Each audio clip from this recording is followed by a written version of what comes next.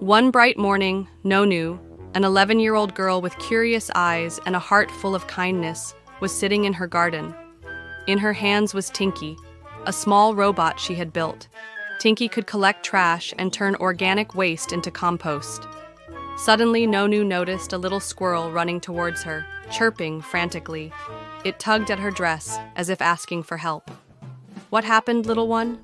Nonu asked gently. The squirrel ran towards the park, and Nonu followed. She gasped as she saw a man cutting down trees with an axe. The squirrel's home was about to be destroyed. Nonu's heart ached.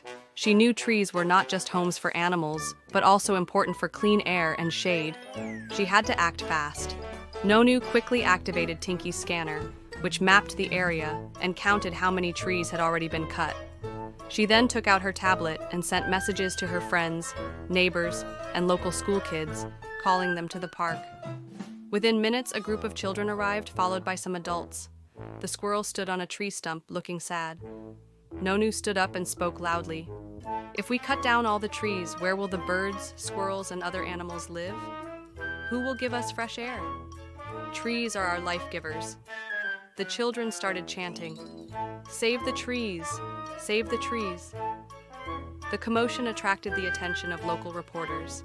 A cameraman began filming the protest. The man cutting trees paused. Seeing the crowd, he hesitated. "I was just following orders," he said nervously.